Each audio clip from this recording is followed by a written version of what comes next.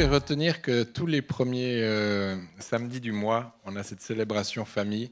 Tout à l'heure, avec l'équipe quand on prie, on intercède et on cherche la face de Dieu avant la célébration pour savoir au final qu'est-ce qu'on va faire. Je vous dis, c'est écrit dans le titre, c'est célébration famille, mais on doit encore s'appliquer à le vivre comme concrètement. Donc, mais chacun est acteur de ça.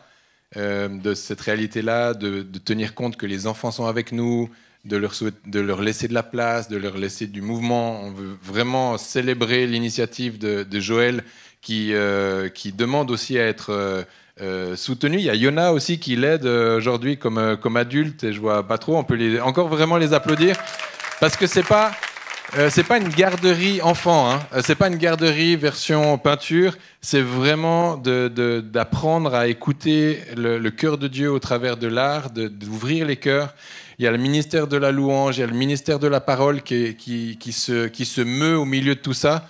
Et c'est pas réservé, à vrai dire, que pour les enfants, hein. Si vous avez envie de vous lever et puis d'aller faire une toile, vous êtes les bienvenus. On est OK avec le fait qu'on se lève et puis qu'on soit un peu organique. Ça va ?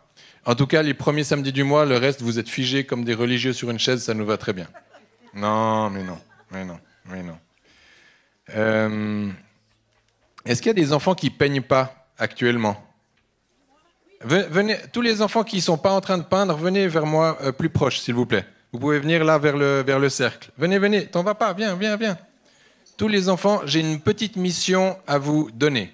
Venez plus proche. Encore, ouais, enfin, non, ceux qui sont proches, mais je parlais à ceux qui ne sont pas encore là. Mais vous pouvez monter sur la scène, venez. Ah bah voilà, là vous avez le droit aujourd'hui de monter sur la scène. Exceptionnellement parce que je vous donne le droit. Venez. Encore. Il y en a d'autres ? Non ? Oui ? Viens. Oui, super. Regardez, il y a du monde là qui vous regarde. Regardez. Alors, je vais vous donner une petite mission, d'accord ? Vous écoutez bien ? Viens aussi. Est-ce que vous avez la conscience que Dieu a plusieurs noms ? Oui. Il a beaucoup de noms, en réalité. Et je vais vous demander d'aller demander à un adulte, ça peut être votre parent ou ça peut être quelqu'un que vous ne connaissez pas, qui vous dise dans l'oreille un nom de Dieu.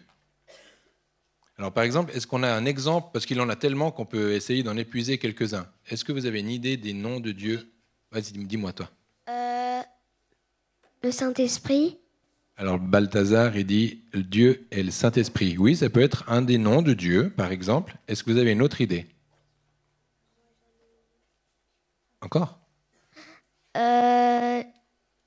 Dieu. Oui, alors, mais un autre que Dieu. Non, c'est bien. Viens, Balthazar, c'est bien. Bah, va chercher, va puiser vers ta maman qui a une source sûre. Jésus. Jésus, c'est un nom de Dieu. Oui, c'est Jésus. Pour l'instant, vous avez parlé de la Trinité, les trois personnes de Dieu. Mais ces trois personnes de Dieu ont encore d'autres noms. Vas-y. Christ, oui. Le Père. Le Père, oui. Alors là, on est sur des super... Ah, t'as rougi un peu. Hein? Vas-y. El Shaddai. El Shaddai. Mais tu dois avoir la traduction. Va demander la traduction à ta maman, d'accord ? Ah, vas-y. Ok, alors, vous avez vu qu'on a vu Dieu, on a vu Jésus, on a vu Saint-Esprit, on a vu le Père, on a vu Christ, on a vu El Shaddai. Et vous allez voir que... Vous êtes combien ? 1, 2, 3, 4, 5, 6, 7, 8, 9... Attends, 9, 10 avec Balthazar. Donc, attends. On va les laisser aller, et puis quand vous revenez, on va vous donner... Alors, il faut écouter et retenir, parce que vous allez devoir le dire dans le micro. Et puis, si c'est un nom bizarre comme El Shaddai, si c'est un nom que vous ne comprenez pas, demandez la traduction aussi. D'accord ? Ça va ? Allez, vous êtes de retour dans 1 seconde, 2 secondes, 3 secondes. C'est important que vous participez, hein, les parents, hein. Alors, Gauthier, viens me dire le nom. Ah, Niévé. Alors, attention. Quand vous dites le nom, vous regardez les gens. Ah voilà, il a demandé un nom à rallonge. Attends, il y avait Rose en premier. Jéhovah Rapha. Jéhovah Rapha. Et tu sais ce que ça veut dire ? Ah, alors il faut aller demander la traduction. Attends. Hachem. Hachem. Et qu'est-ce que ça veut dire? Je sais pas. Alors, tu vas demander la traduction à Père Potin. Yahweh. Yahweh. Et tu sais ce que ça veut dire? C'est le nom de Dieu. Yahweh, ça marche. Ok. Alors, attends. Toi, t'es revenu? Alors. Emmanuel, Dieu est avec moi. Emmanuel, Dieu est avec moi. On peut la célébrer. On en a un. Ouh. Tu peux aller t'asseoir. Ou continuer de faire ce que tu étais en train de faire. Dieu. Ça veut dire Dieu. Waouh, bravo. Bien, Gauthier. Shlomi, pardon. Oui. Adonai. Adonai, et qu'est-ce que ça veut dire? Je sais pas. Allez, retourne. Jésus qui guérit. Jésus. Alors, c'était quoi c'était quoi, tu te souviens? Jéhovah Rapha. Un même mot technique. Raphaël. Tu connais quelqu'un qui s'appelle Raphaël? Voilà. Bah, c'est la même racine. C'est Dieu qui guérit. Raphaël. Ah, toi, tu le dis en boucle parce qu'il ne veut pas l'oublier. J'irai. Jéhovah Jireh. Et tu sais ce que ça veut dire? Pas trop. Ah, va vite demander. Ah, t'es encore là? Oui. Jésus-Christ. Jésus-Christ. Alors, Jésus, le Christ. Et le Christ, ça veut dire quoi? Christ. Je sais pas. Va demander. Je suis. Voilà. Je suis. Mais oui. Et ça, c'est facile. On sait, c'est celui qui est. Je suis celui qui est. Bravo. Attends. Toi, t'avais dit quelque chose? T'as trouvé quelqu'un? Oui, tu veux me dire?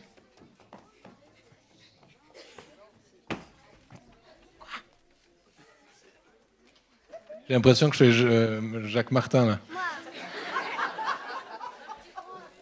Vas-y, dis-le-moi dans l'oreille.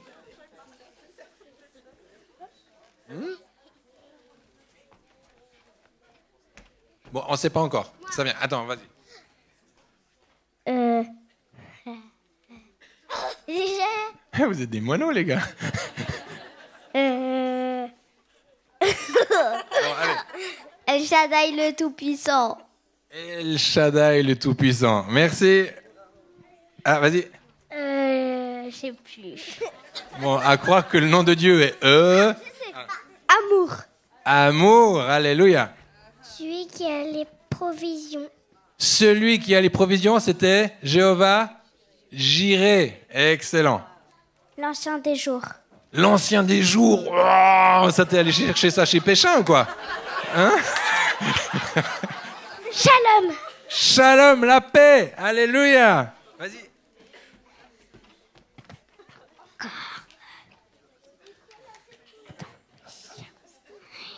Jéhovah murmure. Non? Vas-y, dis. Non. Ok, on peut les applaudir? Ah, encore un dernier. Shabbat. Shabbat. Je ne sais pas si c'est le nom de Dieu, mais c'est bien, c'est le repos. Éolion. Pardon? Éolion. Éolion. Ah oui, ça c'est... ouais.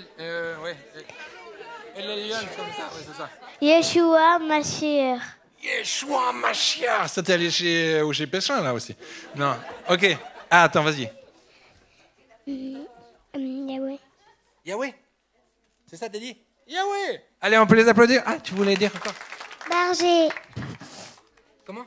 Mon berger. Oh, mon berger. Oui, c'est Jésus, mon berger. Alléluia. Et on peut les applaudir fort. Bravo.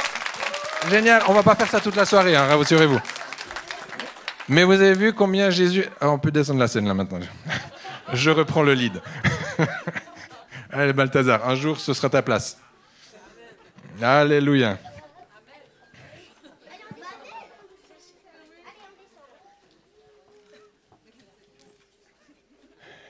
Bon. C'est bon, ça, non? Vous saviez que Dieu avait tous ses noms? Et puis, il y en a encore un wagon. Hein. On aurait pu faire ça toute la soirée. Oui. Ok.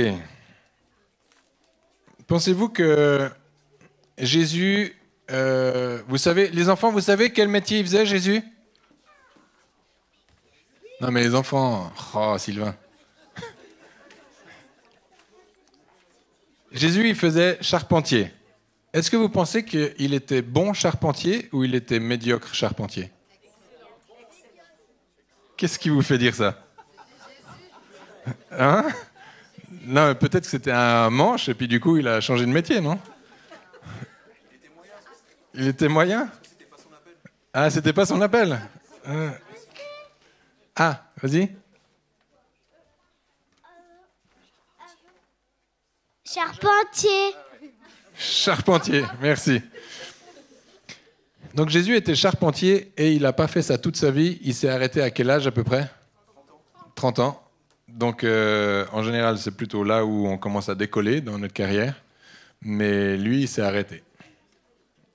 Alors je me suis toujours posé la question, est-ce qu'il était mauvais? Parce que potentiellement, vu qu'il était 100% Dieu et 100% homme, on pourrait dire que sa portion de Dieu nous fait croire qu'il devait être excellent. Sa portion d'homme, on pourrait croire que potentiellement, il pouvait être un mauvais charpentier. Bon, ce n'est pas le sujet de mon message. Je vous laisse méditer là-dessus. Mais c'est des questions que j'aime bien me poser parfois. Et qu'est-ce que ça changerait s'il était mauvais charpentier, à vrai dire? Rien, hein? On s'en moque. Parce que c'est pas lui qu'on a demandé pour construire notre maison en bois. Nous, ce qu'on retient de lui, c'est qu'il nous dit qu'il est le roc. Et ça, par contre, c'est important quand on appelle le charpentier et on lui dit les fondations sont solides. C'est toujours pas mon message. J'aimerais vous parler de la réconciliation. Mais c'est difficile pour moi parce que juste avant de venir ici, je me suis querellé avec un de mes garçons. Et puis, c'est dur de se quereller avec ses enfants parce que, en fait, tu te querelles avec une portion de toi-même. Et puis, finalement, ces carences ou les choses que tu lui reproches, c'est comme un miroir où tu dis, c'est tout ça que j'ai pas réussi à te donner, et c'est pour ça que je te reprends, et c'est pour ça que je suis fâché avec toi. Et puis, en fait, c'est redoutable. Alors, je ne veux pas régler mes affaires avec lui, avec le micro, c'est une position dominante, ce ne serait pas juste, mais je veux vous dire que c'est parfois stretchant de venir amener la parole de Dieu, incarner une figure de celui qui devrait être bien sous tout rapport, et puis c'est pas vrai. Donc je demandais pardon à Dieu pour ça, et puis qu'il m'aide à devenir un bon père, n'est-ce pas? C'est émouvant, mais c'est dur. Merci. Mais je ne suis pas désespéré parce que je sais que nous sommes tous en chemin. Je sais que je le suis aussi. Et je sais qu'est-ce que Dieu dit de nous. Qu'est-ce que Dieu dit de moi. Qu'est-ce que Dieu dit de mon fils et de chacun de mes fils. Et là-dessus, par contre, je vais me battre comme un lion pour que rien ne nous soit volé. Amen. Amen. Cette maison, elle est passée au travers de bien des histoires. Et puis, j'aimerais rapidement faire, et je l'ai déjà fait, il y aura certainement une sorte de répétition, mais c'est pas grave. C'est l'art d'enseigner, c'est de répéter, donc ça me va. Il y avait une phrase que j'avais entendue à plusieurs reprises dans la bouche d'un ministère qui s'appelle Patrick Fontaine, qui fut un ministère puissant pour la France. Je propose qu'on puisse prier pour lui. Et puis, il parlait souvent de l'église bocale, pour faire un jeu de mots avec l'église locale. Et il définissait le fait que quand l'église devenait une église bocale, comme une cloche sur un plateau de fromage, quand on le soulève, on a un moment où on se souvient plus que le fromage c'est bon. Il y a juste quelques 30 secondes là où on se dit oh ça hein voilà. Des fois d'ouvrir le couvercle d'une église bocale, on pourrait avoir le même genre d'odeur où on a l'impression que ça fermente, que ça pue, quoi. Nos histoires de vie, nos histoires de querelles, nos histoires de trahison, de jalousie, nos histoires, finalement, tout ce qu'on vit à l'intérieur de ces quatre murs. Et ça m'a interpellé et je me suis souvenu qu'à un moment donné, on l'a tous vécu, on est tous passés par ces périodes de confinement. Et puis, alors qu'on était confinés, alors qu'on était en bocal dans nos maisons, et que pour certains, ça a été plus dur que d'autres, nous, on avait un jardin. Moi, j'aimerais bien encore quelques confinements, si c'est possible, et plus long, parce que j'ai trop aimé cette période-là, mais aussi parce qu'on a une maison avec un jardin, c'était à l'extérieur, il a fait beau ce mois de mars, c'était extraordinaire, je ne sais pas ce qui s'est passé, mais c'était fabuleux. Et puis, j'aimais bien. Ça va? Vous aussi? Non? Peut-être tout le monde ne l'a pas vécu de la même façon. Mais je sais que pour certains, ça n'a pas été facile. La promiscuité, le fait de ceux qui avaient l'habitude de mettre les enfants à la crèche, de les mettre à la cantine, de les mettre ici, à gauche, à droite, et puis tout d'un coup de se retrouver en huis clos avec des gamins. Il faut les nourrir, il faut leur parler, il faut en prendre soin. Et puis de commencer à réaliser qu'il y a un monde, tout un monde dans mon T4, T5, enfin peu importe la grandeur, parce que finalement, ce n'est pas la question de la largeur des murs, c'est la question de nos cœurs. Si je me sens agressé dans ma maison ou pas, c'est une question plus de cœur, même si c'est plus facile quand c'est plus grand que quand c'est plus petit, exigu. Et alors qu'on a passé au travers de ça, ici, dans cette maison, Dieu nous a posé plusieurs questions, mais en tout cas une qui est revenue très fort, c'est ton église, ton église. Il nous a posé cette question, est-ce que ta maison c'est ton église, est-ce que ton église c'est ta maison? Et puis on a essayé d'y répondre, et à ce moment-là, on vous a enseigné, où on vous a éveillé sur la question du Shabbat, qui veut, à vrai dire, pas dire repos, comme tout à l'heure, ça a été dit. C'est pas un nom de Dieu, Shabbat, je crois pas, mais c'est pas vraiment le mot repos, c'est plutôt le mot mettre sur pause, c'est-à-dire ne pas c'est de l'abstention, voilà. C'est ça, le mot que je cherchais, c'est abstention. C'est s'abstenir de, c'est se retenir. Donc c'est pas vraiment le repos, mais c'est plutôt le fait de se mettre en pause, lié à la fonction du travail. Alors c'est intéressant parce que moi je l'ai toujours vu comme repos, puis ça me va bien, et c'est une forme de repos. C'est-à-dire que je ne suis pas en train de faire ce que je fais d'ordinaire, et je me mets en pause, c'est-à-dire je me retire. Et parce que la question en fait centrale, c'est que Dieu ne s'est pas reposé de sa création. Est-ce que Dieu peut être fatigué? Non. Donc il ne s'est pas reposé dans le sens « Ah, je suis claqué, là, je vais me reposer, fichez-moi la paix, me parlez plus pendant une journée, et si possible, une fois par semaine, le samedi, enfin le dimanche chez nous, dans un pays judéo-chrétien, mais le samedi en Israël, dans la compréhension juive. Et puis là, il dit « Là, vous me fichez la paix. » Vous connaissez vous avez une image du père comme ça? Papa était à l'usine toute la semaine, et puis quand il rentrait, c'est surtout les enfants, il fallait genre même pas lui parler. Moi, j'ai beaucoup entendu de témoignages comme ça sur l'image du père. C'est, papa, il était gentil, mais par contre, il fallait pas trop l'approcher quand il rentrait du boulot. Il fallait genre faire carpette, genre j'existe pas, je passe comme je me faxe d'une pièce à l'autre. Il fallait pas déranger. Et ça, c'est toutes des images qui sont particulières. Dieu s'est pas reposé, d'accord? Dieu, il s'est arrêté de créer pour commencer à être. Il a passé de celui qui crée à celui qui est. Et la rencontre, pour nous, c'est dans le repos, alors qu'on arrête de s'affairer et on se présente devant celui qui est, de façon à ce que nous, on puisse aussi être et pas juste faire. Ça va ? Je parcours rapidement. Ça, c'est ce que Dieu nous a montré, c'est ce qu'il nous a exprimé, c'est ce qu'il nous a dit, c'est là où j'aimerais vous amener. Et puis ensuite, donc on a avancé dans la compréhension de qu'est-ce que c'est que le Shabbat, qu'est-ce que c'est ma maison, ton église, ma maison, toutes ces choses-là. Et puis, l'année 2022 est arrivée.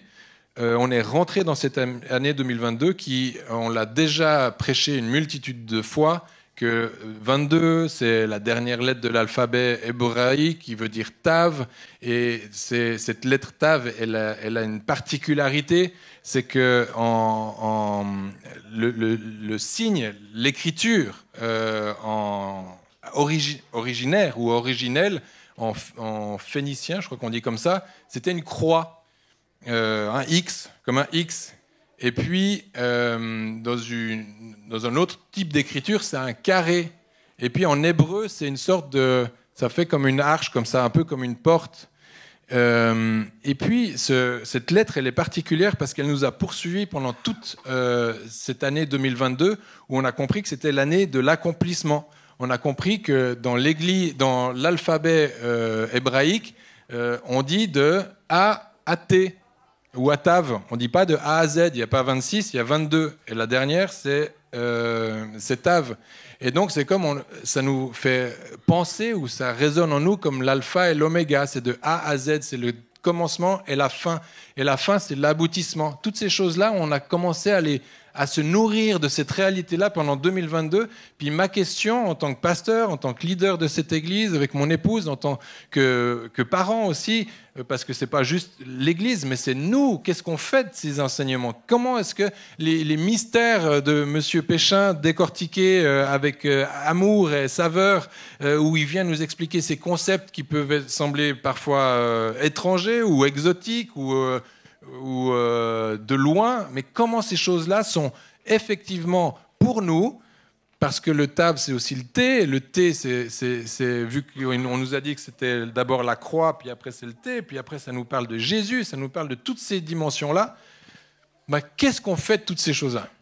Comment est-ce qu'on embarque, alors qu'on va bientôt finir cette année 2022, à quoi est-ce que ça nous sert au quotidien? C'est quoi la portion qu'on doit conserver, qu'on doit comme recevoir? Alors moi, c'est à ça que je me suis posé, c'est à ça que je me suis confronté. Et puis, dans cette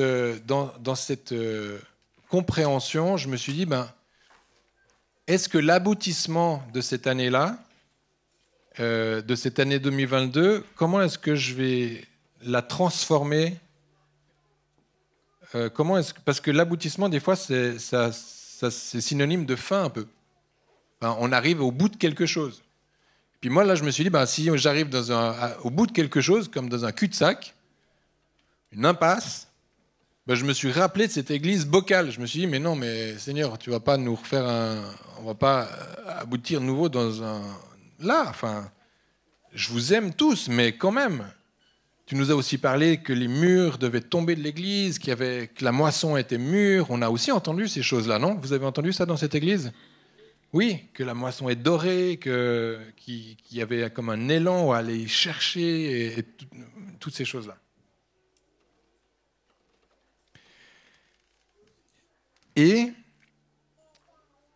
je me suis rappelé d'une chose, c'est que Dieu nous a fait naître tous, en tout cas c'était son projet, c'était nous faire naître dans un endroit qui s'appelait l'Éden, qui était un bocal à ciel ouvert, mais qui était quand même un bocal dans le sens, c'était un jardin où il y avait des limites, il y avait des barrières, il y avait la provision à l'intérieur, tout était pourvu à l'intérieur, le Père y séjournait, et nous on était censés être heureux au milieu de ce bocal à ciel ouvert.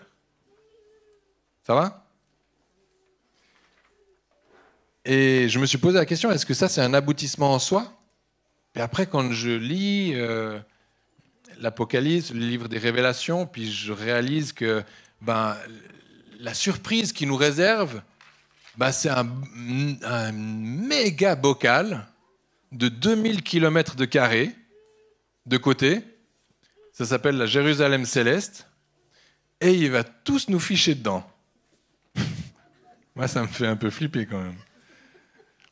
Vous avez déjà dessiné sur une carte ce que ça fait 2000 km de côté? Faites-le, vous verrez. Alors c'est intéressant parce que sur la carte, on comprend. C'est à peu près, vous partez de Bretagne, vous allez à peu près jusqu'à après l'Autriche, même un peu plus loin en Europe de l'Est, là, comme ça, sur la largeur, et puis vous montez ou vous descendez si vous voulez le chaud ou si vous voulez le froid. Après, vous décidez un peu là où vous voulez le placer sur la carte. Mais ça va. Vous demandez à Manu, qui fait du vélo, elle, 2000 km, elle le fait en une semaine. Elle fait la traversée, et puis elle vous dit, voilà, ça c'est la Jérusalem céleste, je l'ai fait l'été dernier. Bon, après, les 2000 km de hauteur, c'est un peu plus complexe à comprendre. Nous, notre rapport à la hauteur, c'est l'Everest. Ça, c'est 8 km de hauteur. Il reste encore 1992. C'est haut, hein? Ça va? Vous n'avez pas peur des gratte-ciel? Qui c'est qui vit dans un immeuble à 8 étages, 12? Non? C'est déjà haut, hein? Bon, c'est pas le sujet.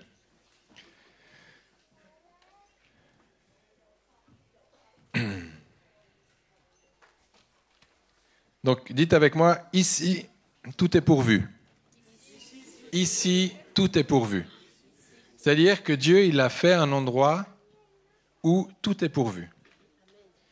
Et la compréhension que j'en ai sur cet aboutissement, ce tave qui arrive à sa fin, mais auquel on doit faire attention de bien le finir. On l'a fêté lundi dernier, Rosh Hashanah. Qui était là, Rosh Hashanah, lundi? C'était bien? Qui était en ligne? D'autres étaient en ligne? Oui? Parce que tout le monde ne pouvait pas être là.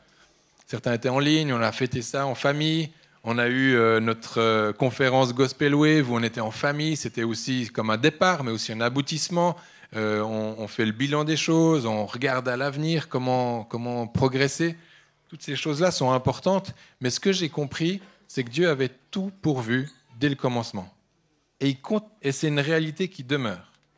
Et donc, quand je regarde à notre église Bocal, je comprends que tout est pourvu dans la maison. C'est-à-dire qu'il y a rien qui nous manque aujourd'hui. Parce que le Seigneur dit, à chaque jour suffit sa peine. Alors regardez votre voisin, et puis vous dites, salut ma peine. Enchanté ma peine. Bien, ça me fait plaisir de te voir, ma peine d'aujourd'hui.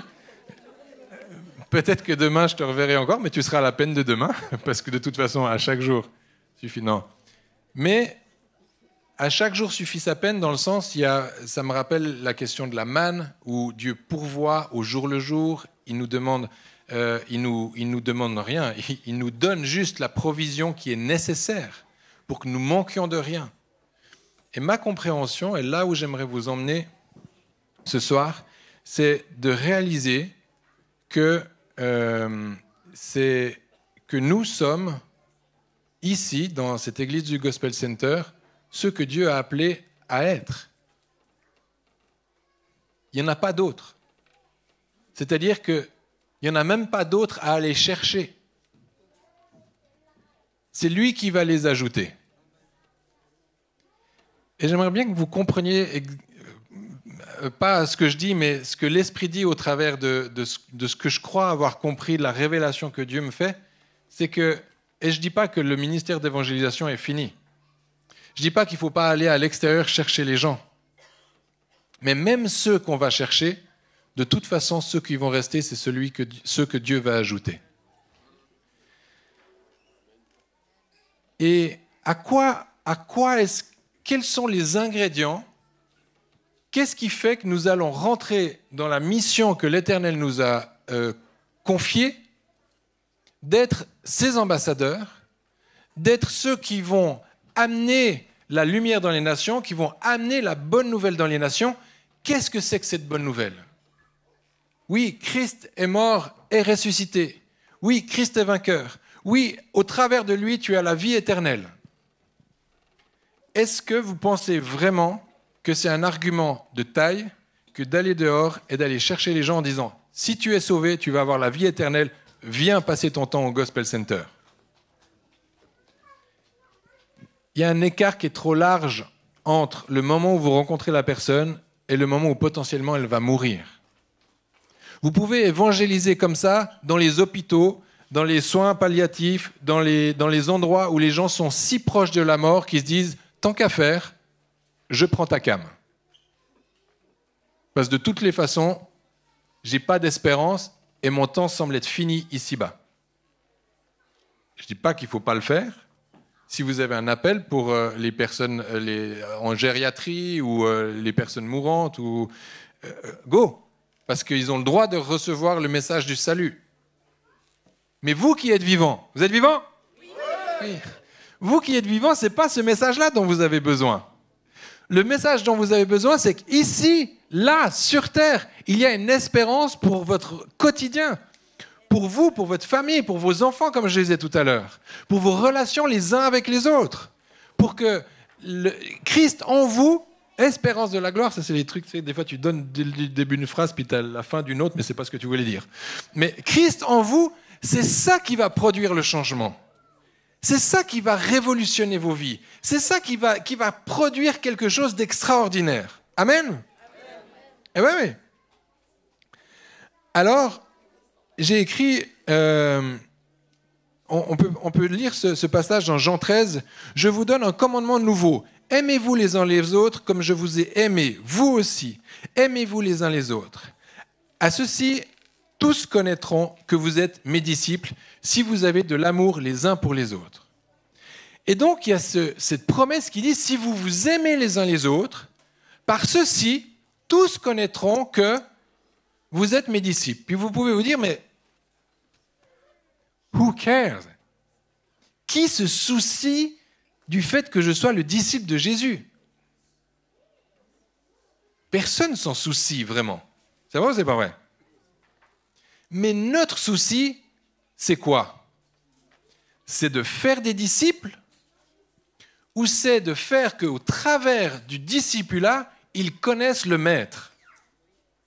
C'est ça. Notre souci, c'est pas de faire des disciples. Dans le sens, c'est pas de faire des disciples pour faire des disciples. Notre souci, c'est alors qu'ils sont disciples, que le Maître soit révélé au travers d'eux. Vrai ou pas vrai? Oui.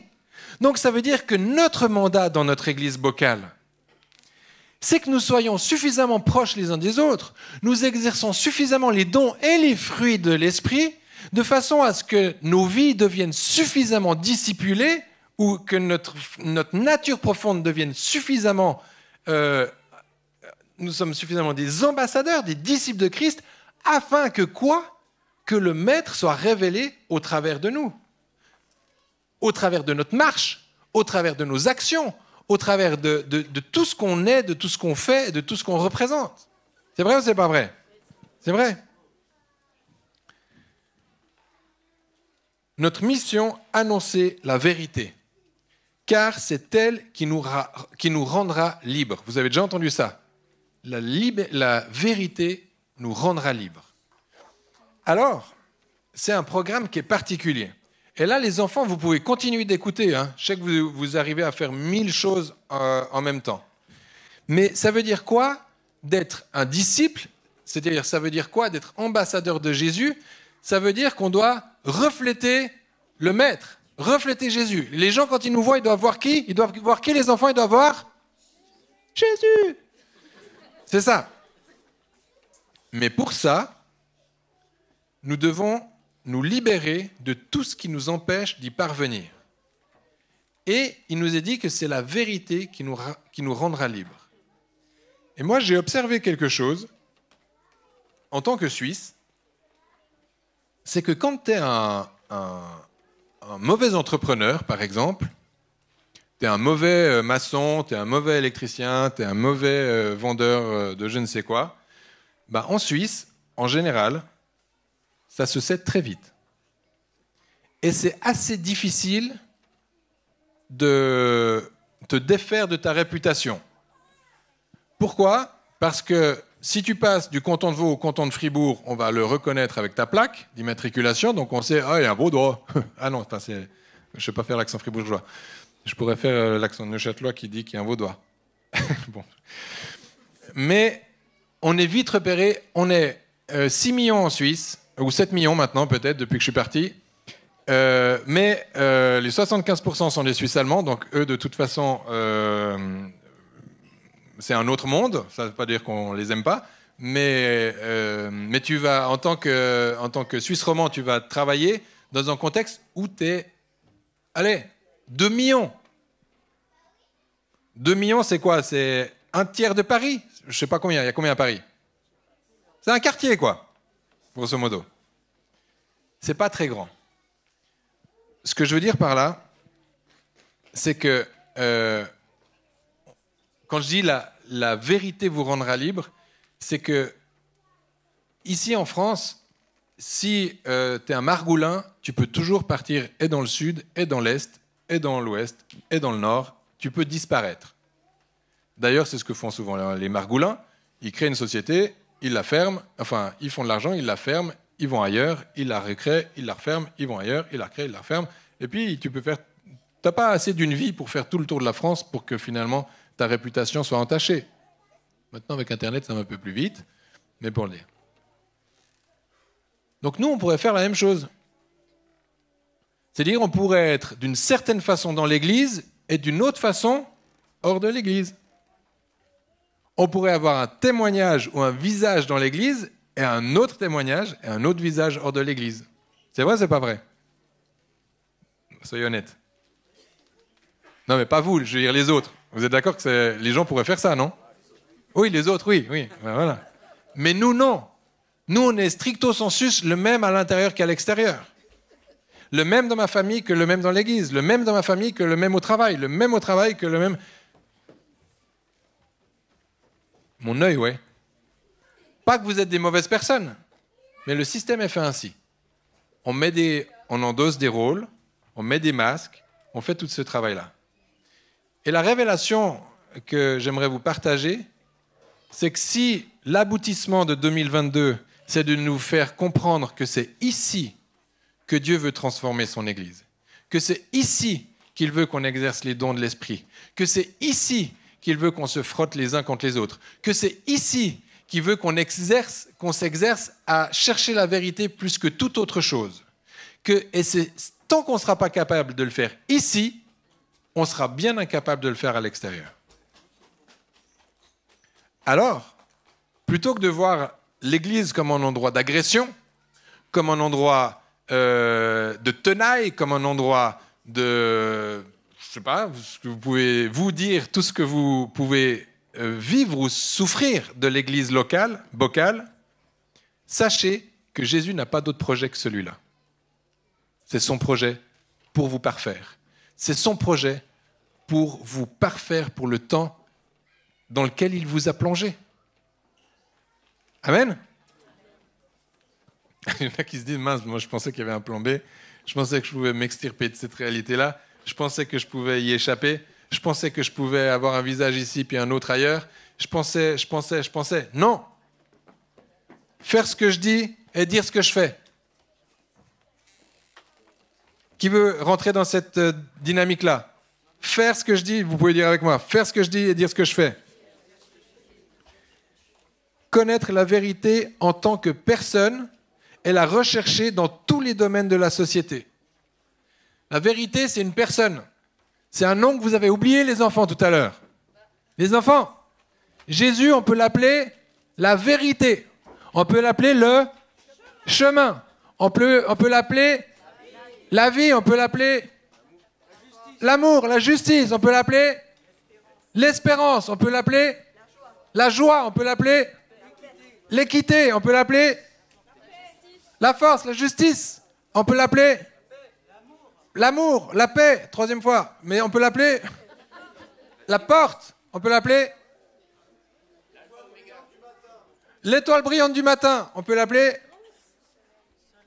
le soleil de justice. On peut l'appeler la semence de la vie. On peut l'appeler mon refuge. On peut l'appeler mon bon berger. La porte, on a déjà dit. On peut l'appeler le sauveur. On peut l'appeler l'avocat. On peut l'appeler mon ami fidèle. On peut l'appeler mon consolateur. On peut l'appeler mon bien-aimé, mon rédempteur. Mon époux. Seigneur. Allez-y. Il y a des micros, on vous entend. Le chemin. Toi encore. Mon ami. On peut l'appeler. Mon maître. Le commencement. Papa. Abba. On peut l'appeler.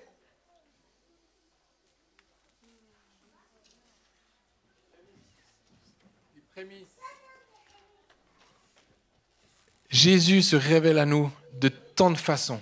Il est la vérité. Et cette vérité se fait chercher. Elle se fait chercher.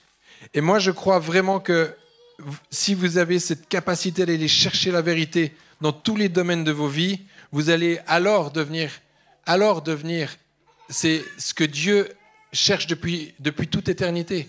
Une église unie, une église intègre, une église unie, dans le sens unicité, dans le sens ensemble.